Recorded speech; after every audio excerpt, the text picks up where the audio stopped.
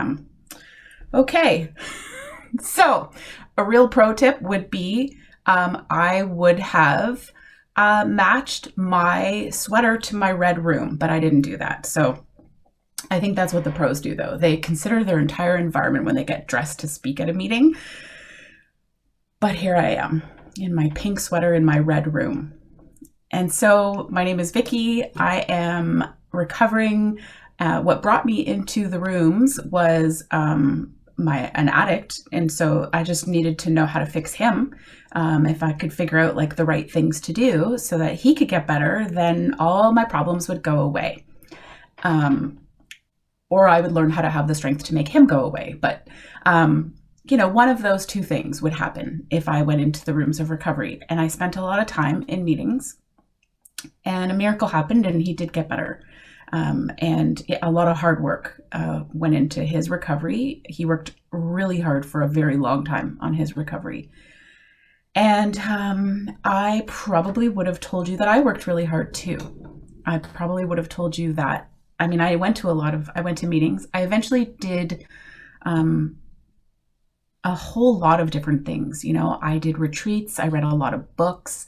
I knew that there was like something happening inside of me that I didn't like and that I didn't want to be happening anymore. And so I just knew that like if I could get to know myself better, if I could learn more about myself, that I could grow and I could become a better person, that I could get rid of these character defects, that I could stop doing these things that I don't want to do anymore. I could stop blowing up at my family. I could stop stuffing. I could stop trying to control the people around me.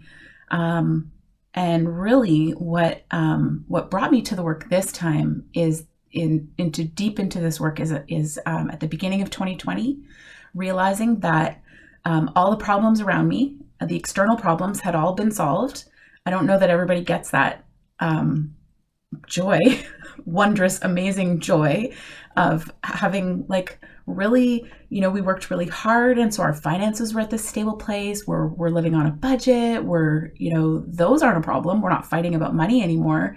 He's clean, he's sober. I have what externally would look like everything that I need to live, peaceful and joyous and free.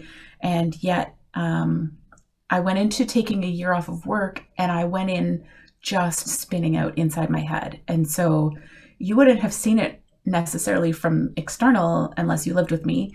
But the internal chaos that was happening inside of me was really frustrating and really overwhelming. And really was just a lack of power. Like I just was unable to apply this God solution to what was happening in my day-to-day life.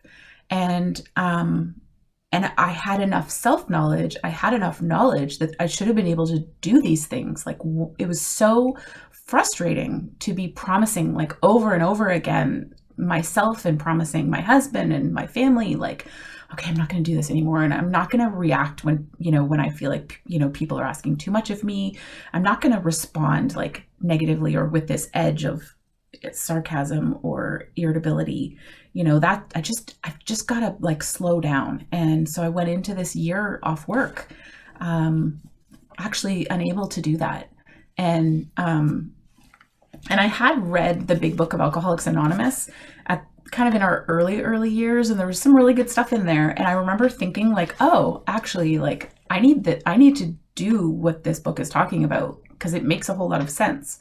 I thought the same thing in church. I grew up in church. And so I would go to church and I would, pray, I would read the Bible, and I thought that I had God. So I thought that I had the solution that, this program of recovery is telling me I need a spiritual solution. And I think I have that solution, but then I still have this like chaos happening in my head, and I'm unable to manage my anxiety. I'm unable to fall asleep. I'm unable to stop obsessing. I'm unable to rest. I'm exhausted. And then there's all these promises in the Bible, which I had been taught to read, and they're not coming true in my life. And so for me, it's not like I wanted to live this double, it's not like I was living a double life. Like I really thought I was doing the things that I needed to be doing to live, the fruit of love and joy and peace and patience and kindness and goodness and faithfulness and self-control that God said I would have if I gave my life to him. And I didn't understand why that wasn't happening. And I really had a real problem of lack of internal control. Like I just couldn't internally push down the feelings enough. I couldn't stop my mind. I couldn't, I just couldn't do it.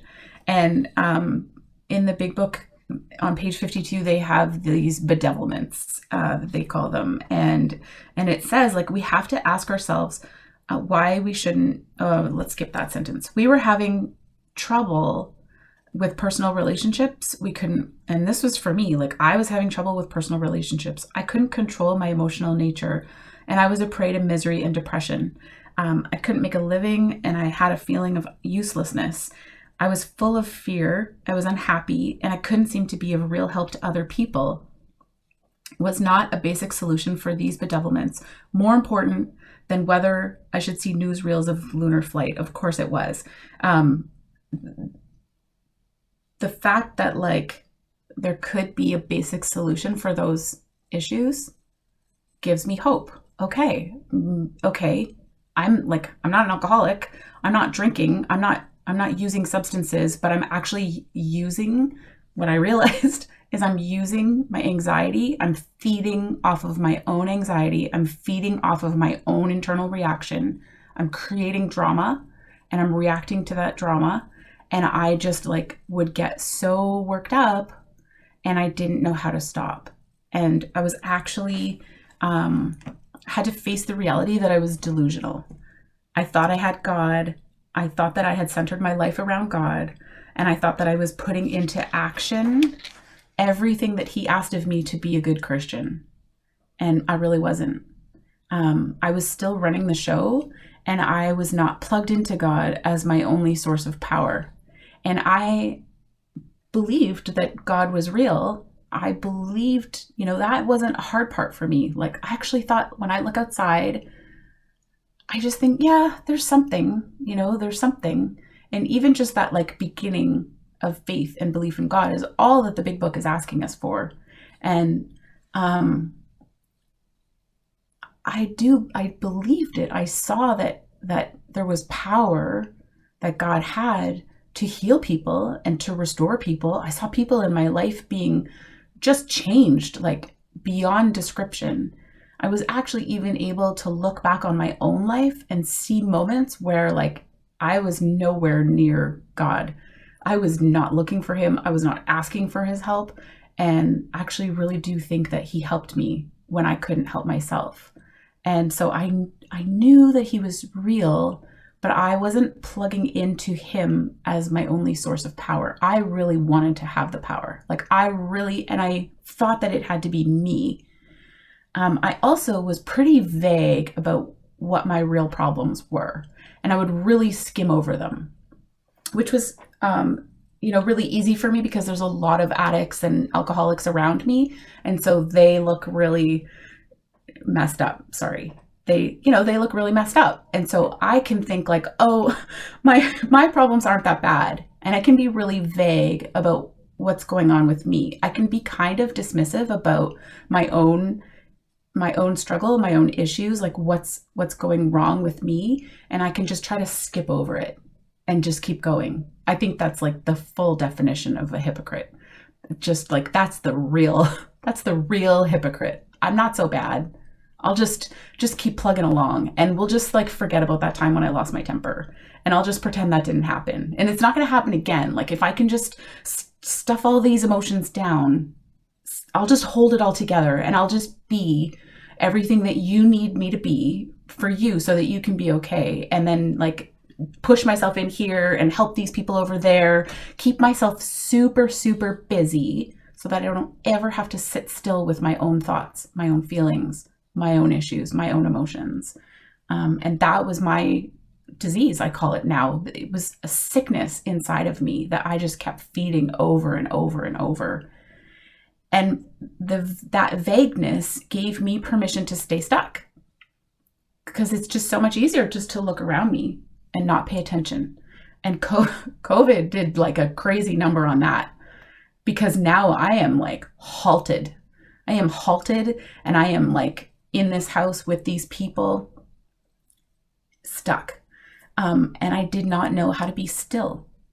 I came to this place on my knees of realizing I need to figure out how to let God be my everything, because I don't have these answers. And I've been trying to do this on my own strength for a really long time. Like, all my adult life, I've been trying to do all of this stuff on my own strength, and it's not working. And I finally needed to admit to myself, like, this is not working. And actually, I think that there's another way that I could do this. And how do I learn to let God be my everything? And like, maybe that looks kind of boring, or maybe, and my disease, like my vagueness and my it's just ironic what my mind wants to do. My brain wants to like criticize. My brain wants to say, that's not going to work for me, but I really came to a place of saying, like, either God is everything or he is nothing. He's going to be everything, and he's going to bring all that stuff that he promises in the Bible. He's going to bring love and joy and peace and faithfulness and self-control, or he's nothing, which is a devastating thought for me.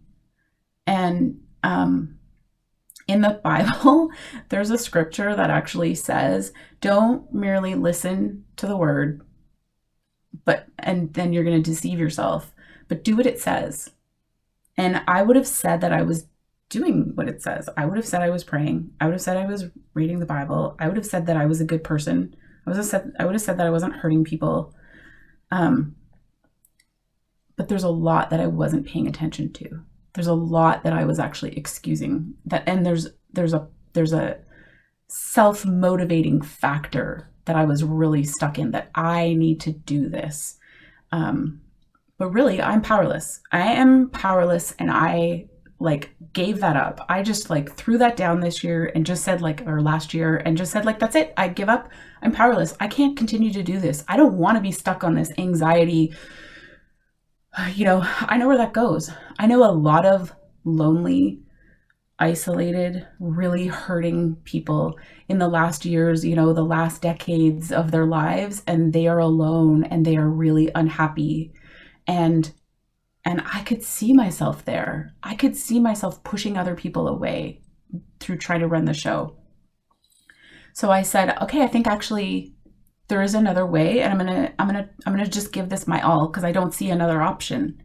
And I realized that actually it's like really true that I'm just not like other people, and I can't just do things like kind of sorta. I have to really go hard at this. And I will never be able to control my thinking, my anxiety, my obsessions without God's help. Like, I'm not going to be able to just sort of do this. I gave up, and I just said, okay, God, like, my days are yours. And so that means that when I'm starting my day, I need to give it to God, and I need to just say, okay, God, like, this day is yours. Is there something I need to change? And that means I need to sit quietly for a bit. And that was like a huge learning curve for me. But that if I am not giving my day to God at the beginning, I'm actually going to get my results. I don't want to go back there, And so I'll do really well for a few days, and then I'll start to kind of run the show again. Like, oh no, I'll just, have my coffee right away and get really busy and do all these things, or call people. That's my favorite distraction. I'm going to call you and check in on you and see how you're doing. Then I don't have to think about me. I don't have to say, like, okay, God, where are you and I at right now? What's really happening inside of me? I have to pause throughout my day. And when I'm agitated or doubtful, I have to ask for the right thought or action. And I ask God constantly, like, your will, not mine, be done. Your will, not mine, be done. And I'm confident in doing that, because all throughout the Bible, it promises me that actually God has good for me. So when I'm saying to him, like, your will, not mine be done, I am trusting that all that good that he promised he has for me, it's really going to come true. My pause isn't just a quick breath. It's not just like, hey, God, and that's the reality of like where I was at before is I thought I was connecting with God, but I was really quite busy and just kept moving. So I would pray, and I always called them like half prayers. And it was mostly when I needed something. It wasn't just like sitting with God and saying like, okay, what would you have for me today? Or in like a really hard moment, asking God, what's happening here? What's the old idea? What's the resentment that's coming up? What's this familiar place of ease and comfort that I'm being drawn to right now? And then constantly, thy will, not mine be done. I don't have this all figured out. My way got me to sleepless nights and insanity last year. And so I have to constantly come back to like, where was I when I made this decision that God needed to be everything? What was my life like? I have to remind myself, oh yeah, because like my mind wants to play those tricks on me. Oh no, it's actually not that bad, and now we can keep going. Let's just keep going. Oh, we should get back into doing this because that was really fun. Or, oh, I wonder, like, getting back into my old ideas. I have to stop. No, thy will, not mine be done. And I made a 6-month, like, I'm not making any big decisions, and which for me was like literally anything. John would joke that I had a thimble of capacity last year, but it was true. I had a thimble of capacity. And so for these 6 months, no new decisions, like no big ideas. Whenever I catch myself, I'm like, oh no, it's not April. It's not April. I think, oh, I'm going to do this. No, it's not April. And so, because April is when my 6 months is up. So for me, the work of, in kind of my closing, the work of, actually, there was one little spot that I wanted to read for you guys out of the big book. Another spot, which says, first of all, we had to quit playing God. That didn't work. Next, we decided that hereafter in this drama of life, God was going to be our director. He's the principal and we are his agents. He's the father and we are his children. Most good ideas are simple, and this concept was the keystone of the new and triumphant arch through which I will pass to freedom. And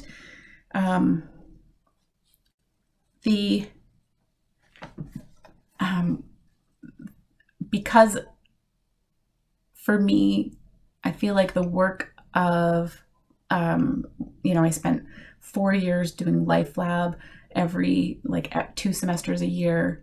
And then now I'm doing the work of the 12 steps. And basically it's looking at unblocking me from God's power and from his promises. And I've already seen how that really does work. I mean, I'm so much further along than I was before I started this work, which really started for me like a good 6 years ago. I can't just like throw out everything that I've done and throw out everything that God has done and just be really down on myself and like, oh, I'm such a mess. And like, that's self-pity. That's self-pity. And that takes me right back into the insanity. Self-pity is really like one of my worst enemies. But really, I need to just constantly go into like reality, to stay out of denial, stay out of delusion. And Psalm 139, verse 23 and 24, really like hit home for me this week. And it says, search me, O God, and know my heart. Test me and know my anxious thoughts. Point out anything in me that offends you and lead me along the path of everlasting life. And for me, I have seen that when I give God permission, when I invite him in, and when I'm accessing him as my source of power, not trying to run the show myself, that God is really faithful and he really does love me. This is, the pain and the hurt and the suffering was never what he wanted for me. And sometimes even now I feel uncomfortable doing this. And I have to just remember, like, that's okay. It's okay to feel uncomfortable. It's actually good. And for me, just to keep going and keep at it, you know, like, you made this commitment, like, stick at it. Not like massive, overwhelming commitment. What's the commitment for me? Give my day to God. Pause and ask him, like, where am I really at? What's your will for me today? That's all I have. I have no idea where I'm at with time, but that's what I got.